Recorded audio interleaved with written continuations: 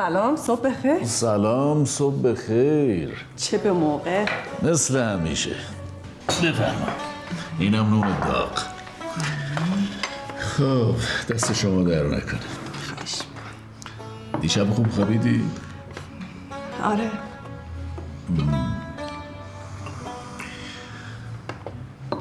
میگم ماما این ماهان و گلرخ به نظر تو چیزشون نیست؟ میشناسیشون که لب وا نمیکنن، ولی بالاخره میفهمم. سلیمی با تماس گرفت؟ آره دست بردار نیست. میگه یه خونه نزدیک ارگ برای محل اقامتمون در نظر گرفته که تو هم راحت بشی. خب اینطوری خیلی بهتره دیگه. منم بعد از کار تو اتاق دلگیر و خفه هتل نمیمونم، کنار همین. چیه؟ فکر کردم خوشحال میشی. من نمیتونم همراهت بیام. نمیتونی؟ چرا؟ کنار بچه ها باشم بهتره. تو که میگفتی از حال روز بچه ها خبر نداری.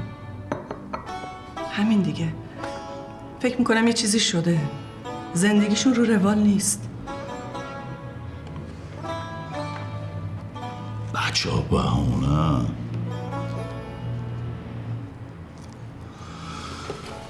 البته بهت حق میدم که دیگه پاتو تو اون منطقه نذاری.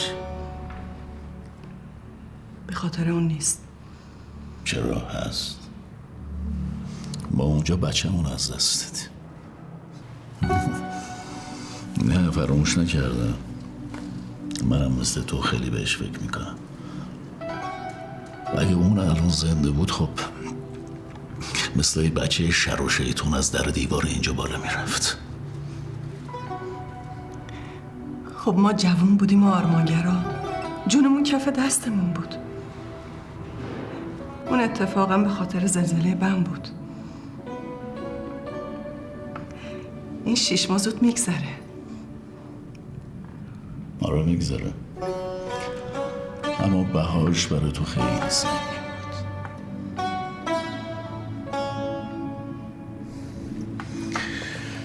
من اگه میدونستم که نمیخوای بیای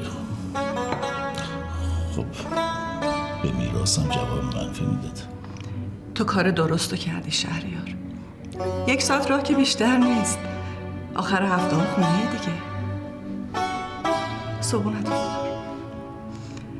منم امروز یه سر میرم پیش بچه ها. غذایی براشون آماده کردم. گفتم تو شلوغی این روزاشون کمک حالشون بشم. صبحونت بخور.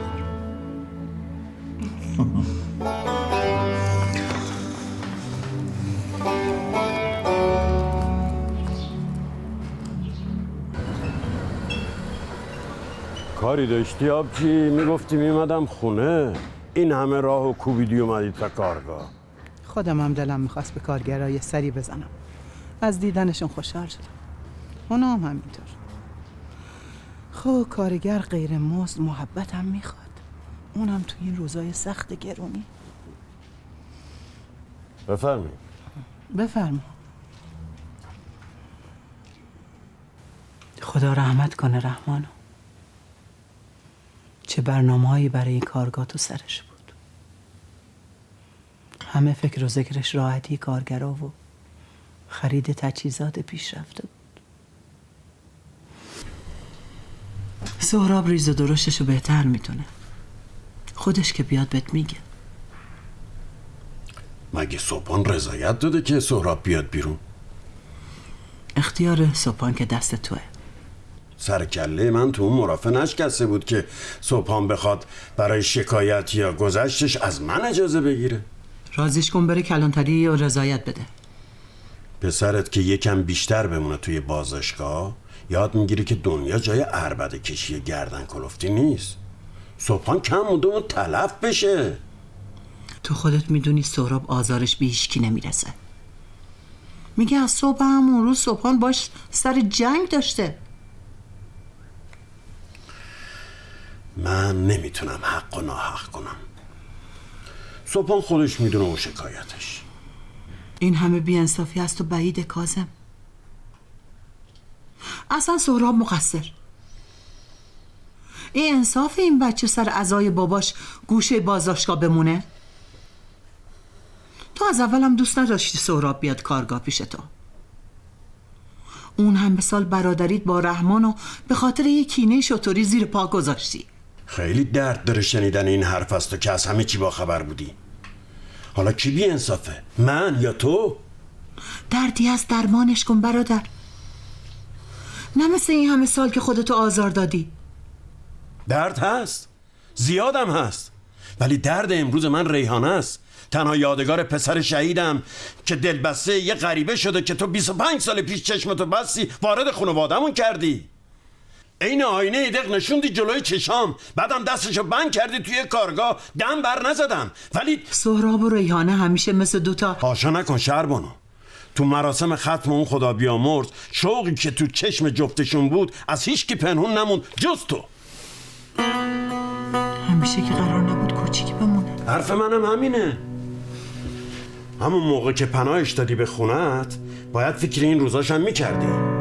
قرار نبود ته فرزند خوندگیت به اینجا ختم بشه شهربانو. گوش بگیر کاظم جان. بد کردی شهربانو، با این کارت خط کشیدی بین خواهر برادریمون.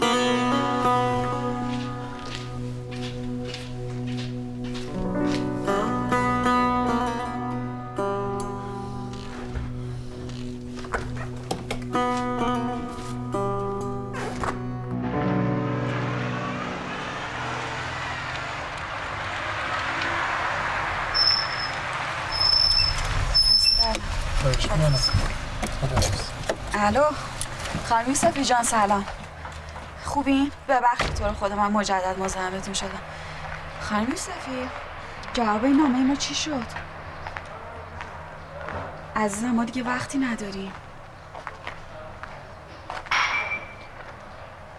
خب یه لطفی بکنین نامه رو از نوبت خارج کنین که جواب بررسیشم زودتر بیاد. بله حق با شماست، ولی من نمیگم برای من پارتی بازی کنین که دیگه وقتی نداریم. مالک خونه کوتاه نمیاد، خونه داره از دست میره. ممنون میشم، قربونتون برم، منتظر خبر. متشکرم، خدا نگهدار. مهمونی امشب یادت نره، زودتر تعطیلش کن. ماهان جان دفعه 6 که داری میگی. میخوام زودتر بریم جبران گندی که شب بزرگ داشت زدی. یکم کمک حال مامان باش. چشم، خداحافظ. خداحافظ. گروه ساعت 4 خودم میام دنبال. خیلی خوب. برای احتیاط.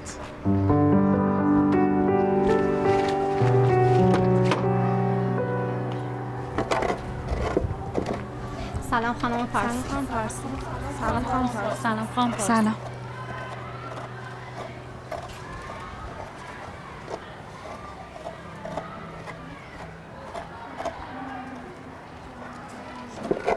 سلام.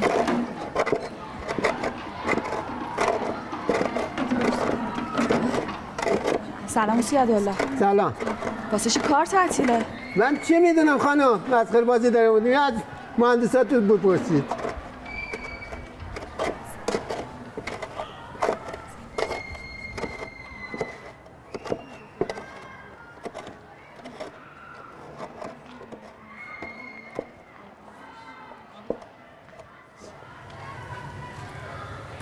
بچه‌ها چرا نشستین؟ چرا کار نمی‌کنین؟ خانم پارسی درستش این بود که بابت شکایت صاحب خونه یه خبری چیزی قبلش به ما میدادین. علی که 2 ماه حیرون شدیم، 2 ماه وقتمون به هدر رفت.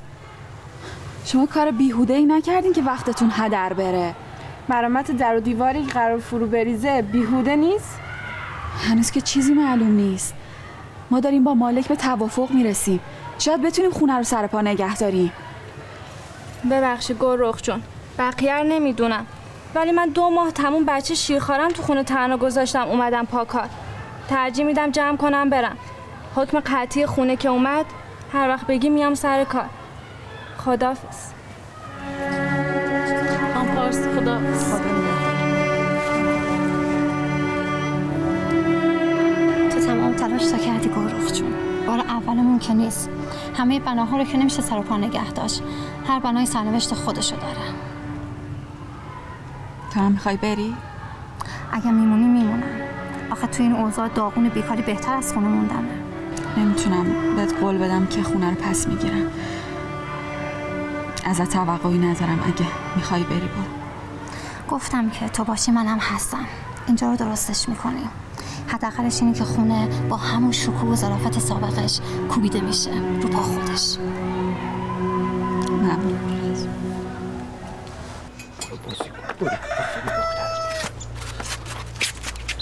سلام شهربانو خانم. سلام آقا سپاه. کاری داشته خبر میداده خودم میرسنم خدمتتون. ببخشید بفرمایید داخل، اصلا حواسم نبود. پسرم خودت خوب میدونی چرا پشت در خونت وایستاد. به خدا شرمنده‌ام شهربانو خانم. وجدان خودم راضی نمیشه آقا سهراب بیفتون تو. اونم این روزا. و چرا زودتر رضایت ندادی؟ کاظم ازت خواست شکایتتو پس نگیری ها؟ ها کاظم ببینید شهربانو خانم، سهراب تو مراسم ختم دیدمش. نه عذرخواهی نه پشیمونی. بازم شرمندم ولی چشم. همین امروز میرم کلانتری تمامش میکنه بچه بازی رو. برو به زری بگو بیا بریم. منم بات میارم. بفرمایید داخل، زری از دیدن تو خیلی خوشحال میشه. خیلی بهش سلام برسون. همینجا منتظر میمونم. بابت کاظمم نگران نباش. کاری میکنم بهت سخت نگیره. چشم. همین الان میام خدمت. بچه هم میجه بازی کنه.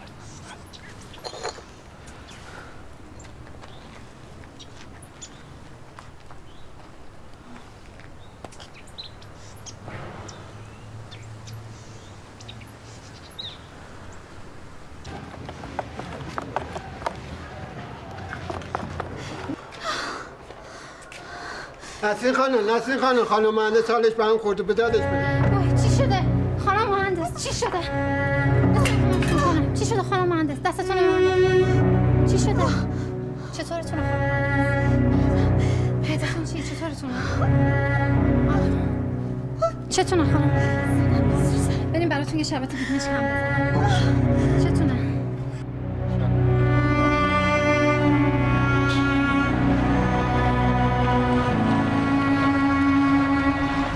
سلام سلام. ببخش داداش، بچه بازی دارم.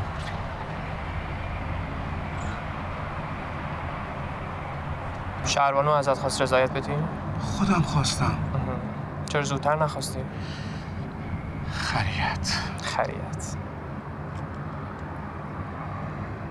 این زخم شمشیرم بود تا الان جوش خورده بود. بازده کلون دمخوره چیدیم، یه چیزی بده کار شدیم. حساب من و تو صبحان به این زودی ها صاف نمیشه. حالا زیری دینمی. خدا بیامرز آقا رحمانو. حلالم کن سهراب. آره 10 سال ما با هم کار کردیم، هیچ مشکلی نداشتیم. عد اون روز اومدی مرافع کنی کار منو بکشونی به اینجا؟ آره؟ چی شیرت کرده بود؟ حاج خانم سرپاس بشینید تو ماشین برسونید. نمیخواد شما لطف کنی. لازم نکرده. بفرما.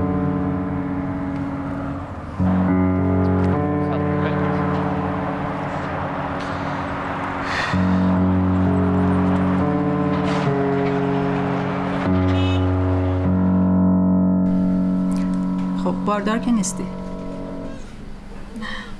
چند وقت درد معده داریم؟ نزدیک به 2 ماه. ولی خب این اواخر دیگه خیلی شدید شده دردش. امونمو باریده. خب یه آرام بخش ملایم دادم توی سرومت برات تزریق کردن، کم کم حالت بهتر میشه. آزمایش خون و اندوسکوپی هم برات نوشتم. حال عمومی که بهتر شد اینا رو انجام میدیم، میاری من ببینم نتیجهشو. حتما. پشت گوش ننداز. ممنون.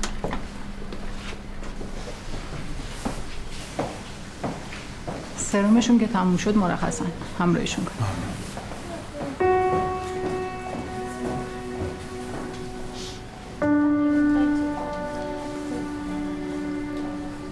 داری به خودت چیکار میکنی گلرخ؟ حرفاتو به خانم دکتر شنیدم. تو 2 ماه معده درد داری، وقت من الان باید بفهمم؟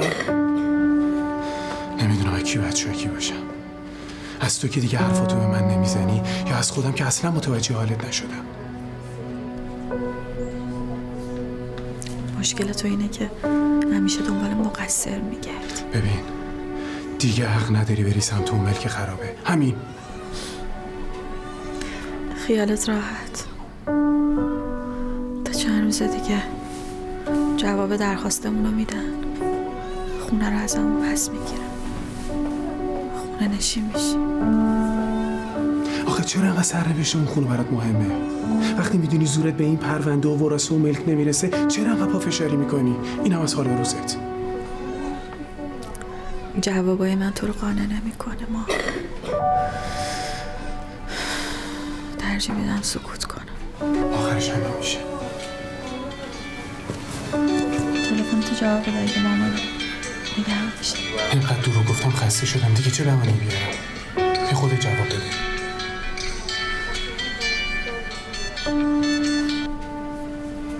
سلام مامان. خوبم قربونتون برم.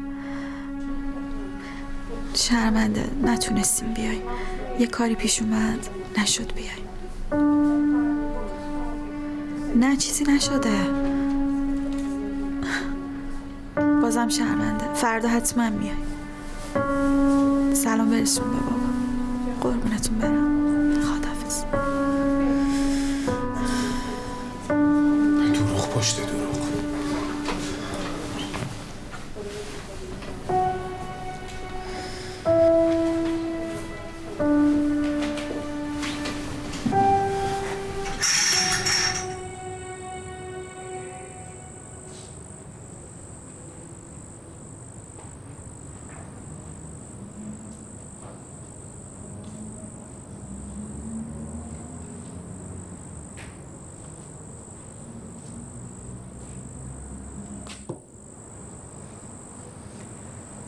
امشب شب ستاره چیدنه.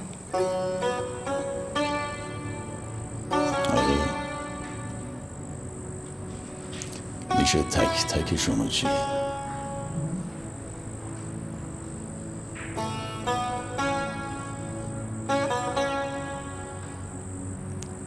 شهریار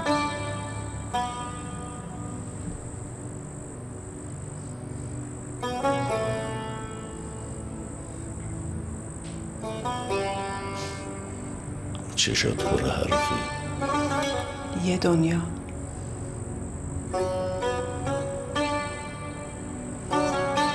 من یه ذرهشو میدونم. بازم برام بگو هما. من خوبم وقتی تو رو اینقدر خوشحال میبینم. کی باید بری؟ نهایتاً 3 روز دیگه باید سرت بروشه باشه. سالها بود این برق تو نگات ندیده بودم. دلم میخواد از بابت من خیالت راحت باشه. اینطوری منم خوشحالم.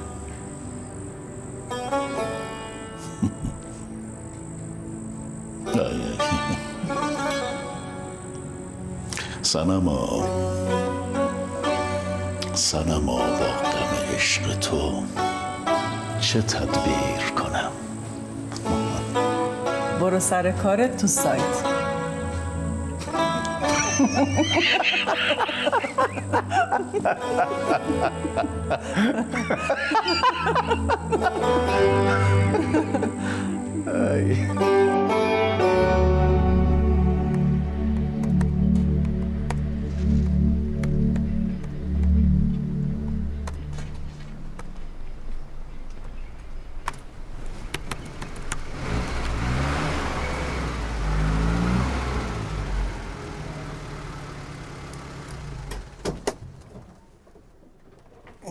خوشا از تو خرابم در خراباتم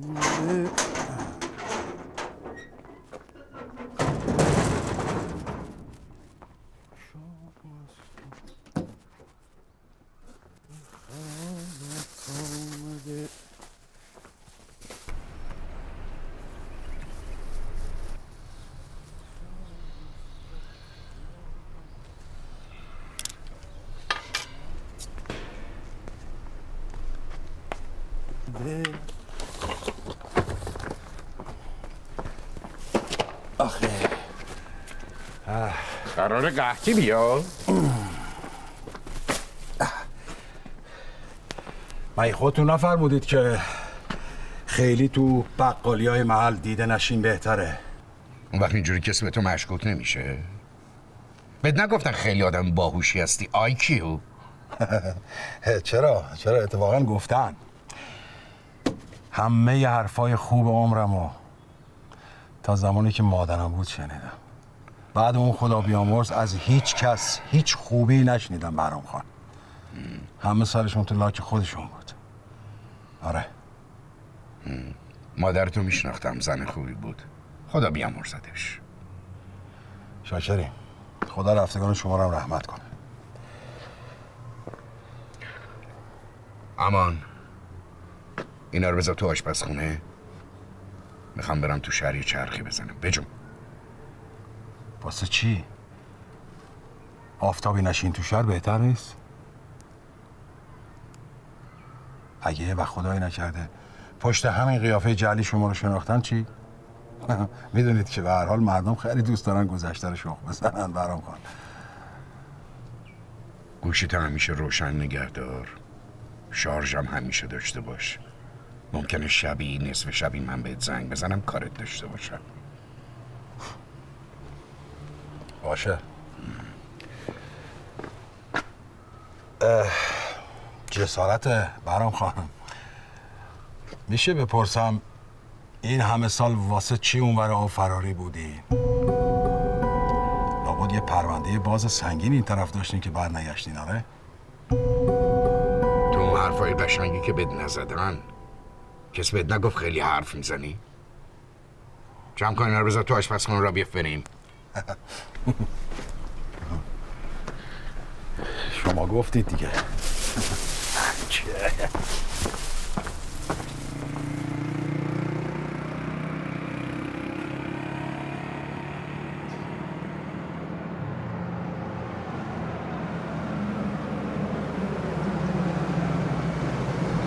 میگن آدم کشتی. راست میگن؟ تو چی شنیدی؟ خیلی چیزا. هر کسی که تو رو میشناخته واسه خودش قصه ای سرهم کرده.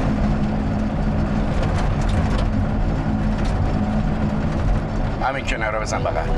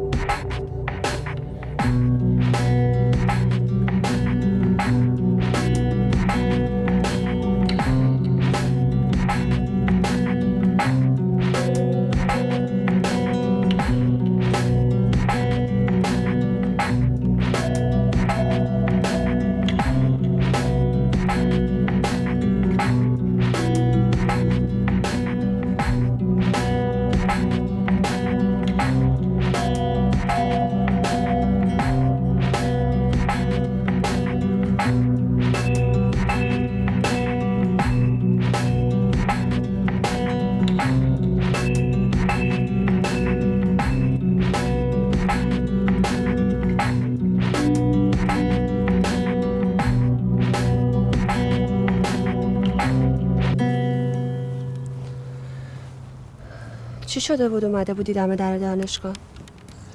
نمیدونم. به خودم اومدم دیدم اونجا. ناخودآگاه بود. دلم خیلی گرفته ریحانه. بین تو و بابا کاظم چیزی پیش اومده پسرمه؟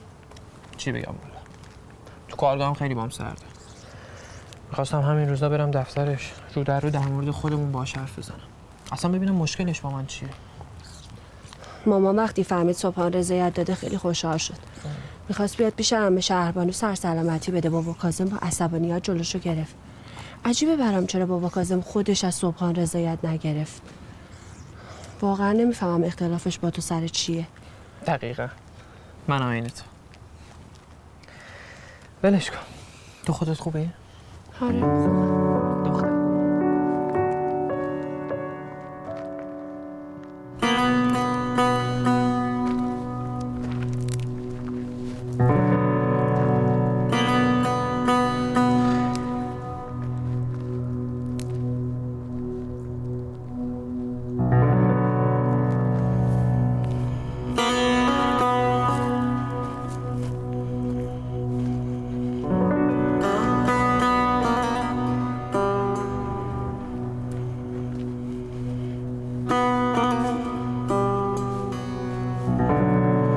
سهراب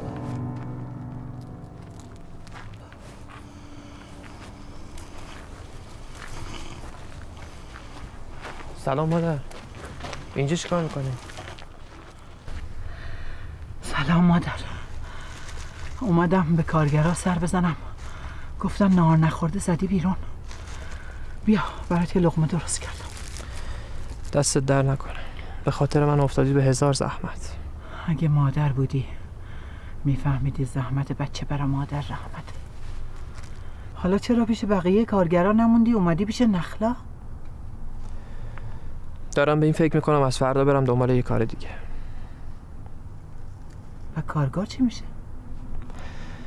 یه حسی بهم میگه دایی کاظم خوشش نمیاد من اینجا کار کنم. رحمان همه جون و جوانیشو گذاشته پای کارگاه؟ اگه تو بالا سر سهمش نباشی پس کی باشه؟ باور کن شهربانو صلاح نیست من اینجا کار کنم. به خاطر دایی کاظم؟ آره. نمیخوام سر هیچ و پوچ به اختلاف بخوریم و رومون تو رو هم باز شه. میدونی چیه؟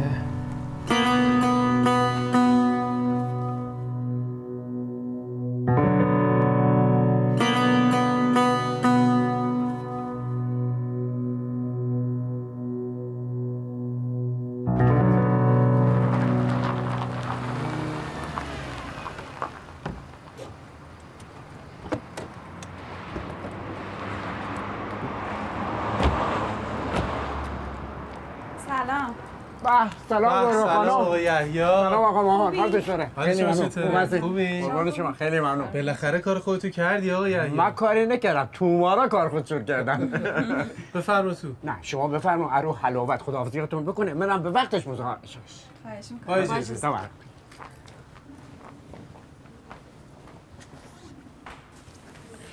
بابا جون دمنوشای مختلف براتون میذارم یادتون نره. این بزرگه رو ببینین این بابونه است. اینو شب به شب دم کنین بخورین. جانمازتون هم میذارم. تو رو خدا مراقب خودتون باشین بابا. الان بعد از رفتن شما با مامان کلی داستان داریم الان اینجا. نبندش عزیزم. شما خودتو خسته نکن بابا جان.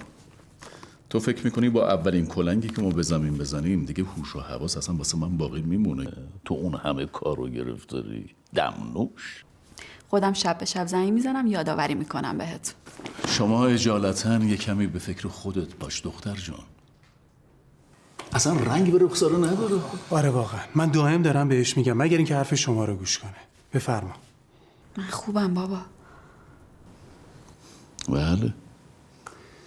گلرخ قرآن اسفند آماده کردی؟ نه هنوز. بریم آمادش کنیم؟ بریم.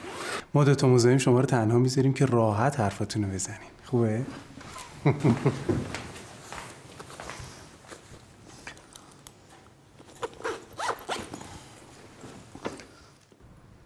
سن و سالی ازمون گذشته ولی دلتنگیمون هنوز جوون مونده. درسته؟ تو هم دم رفتن دل منو خالی کن. دست شما در رو نکن. خواهش میکنم. خجالتم نده. یه هفته که پیش بچه ها بمونی من خودم میام برات. قبول؟ نمیدونم تا خدا چی بخواد. من اصلا تو کتم نمیره که فقط به خاطر بچه ها اینجا بمونی. بهتم فشار نمیارم که حقیقتشو به من بگی. ولی من میدونم که داری یه چیزی رو از من پنهان میکنی. پاشو برو. آقا یحیی 1 ساعت اون بیرون منتظرته. من با این چمدون کار دارم. پاشو برو دیگه. خداحافظ.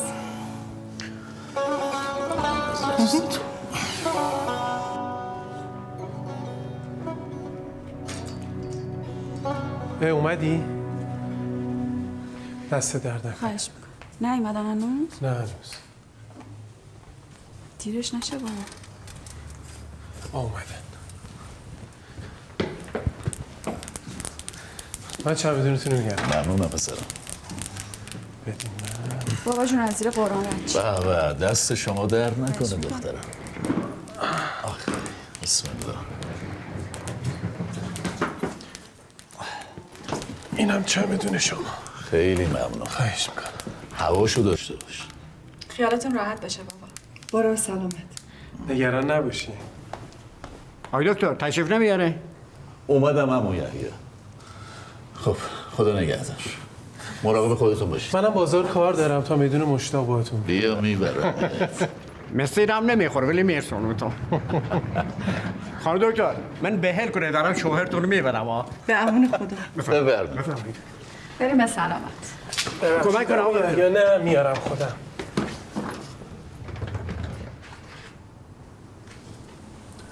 مامان جون بریم بشینیم با هم یه چای بخوریم. بریم عزیزم.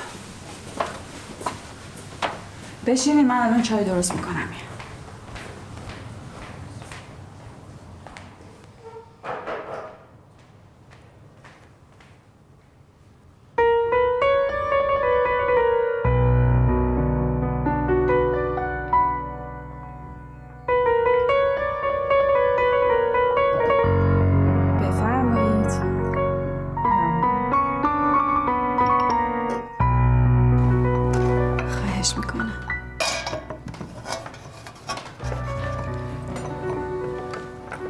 میدونی که اهل حاشیه رفتن نیستم گلرخ. میدونم.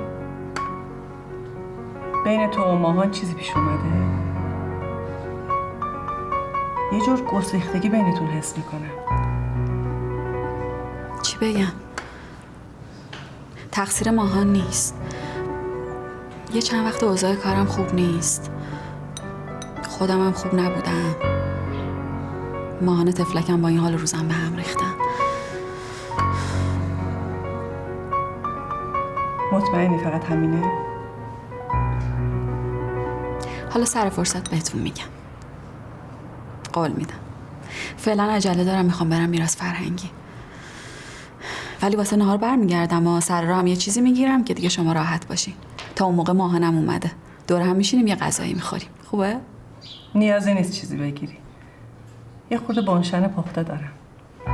میخوام آش درست کنم. پشتوای شهریار. قربون دل تنگتون بشم من. چشم هیچی نمیگیرم.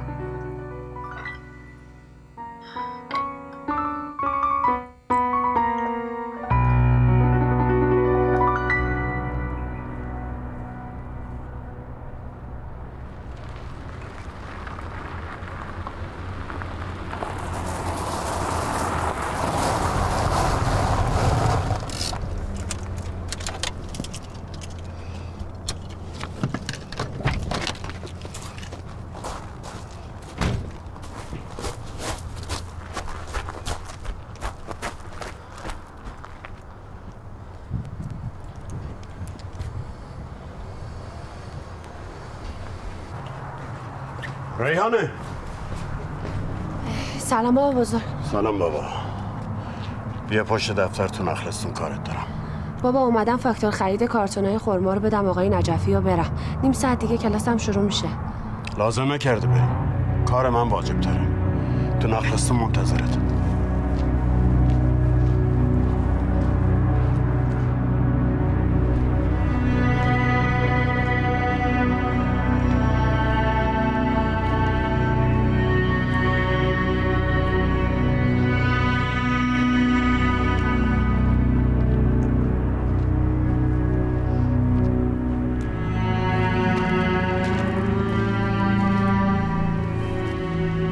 بگو حرف بزن.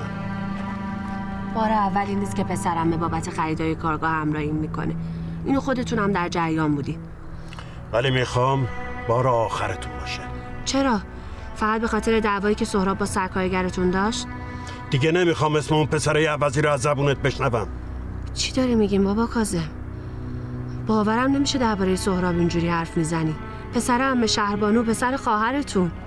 ریحانه، تا وقتی سهراب اینجا کار میکنه نمیخوام پاتو بذاری تو کارگاه. تا وقتی؟ یه جوری حرف میزنین انگار دیگه قرار نیست سهراب اینجا تو کارگاه خودش کار کنه. سهراب اینجا هیچ سهم و حقی نداره. چطور نداره؟ نصف این کارگاه سهم عمه شهربانو آقا رحمان خدا بیامرزه. خب اگه چیزی هست که من ازش بیخبرم بگین بدونم. به وقتش میفهمی. وقتش همین الانه بابا کاظم. تو هم مثل پدرت سرسخت و یه دنده ای. شما که هر جا بلند میشدین و میشستین سرسختی بابای خدا بیامرزم رو تحسین میکردی. همین سرسختی باعث مرگش شد. تا جایی که من میدونم بابام سر انجام وظیفه‌اش شهید شد. چی شده بابا کاظم؟ خیال میکنی این چند روز حواسم بهت نبوده؟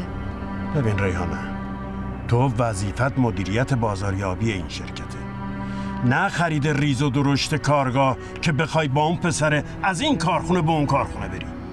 شما مگه نمیگین خرمای تولیدی ما باید بسته بندیش هم درجه 1 باشه؟ خب درجه 1 بودن زحمت و دوندگی داره.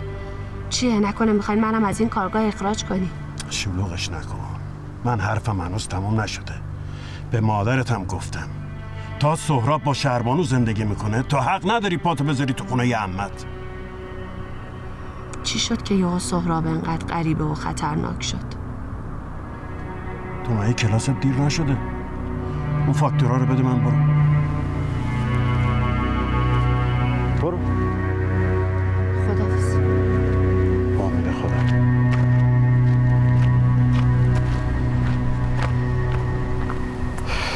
لا اله الا الله.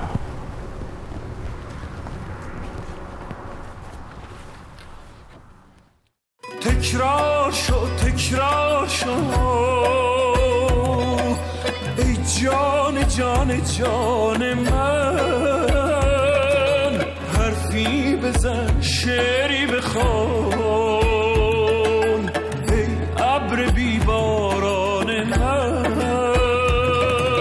تکرار شو ای جان جان جان من، حرفی بزن شعری بخوان ای ابر بیباران من.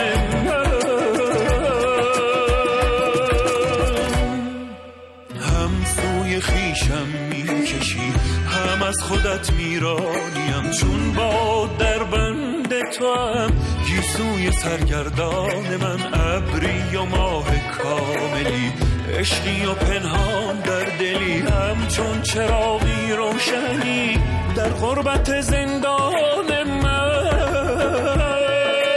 در غربت زندان من.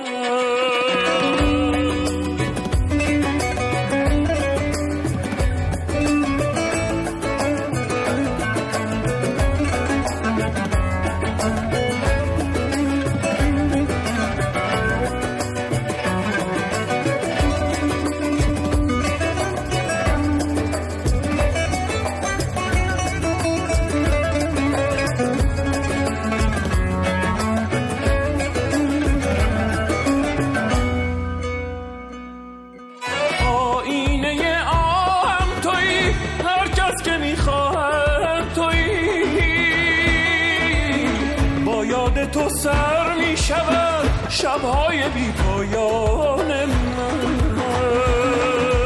جادوی چشمت می کشد هر سو که می خواهد من موجم و آن تو ام دریای چشمت آن من.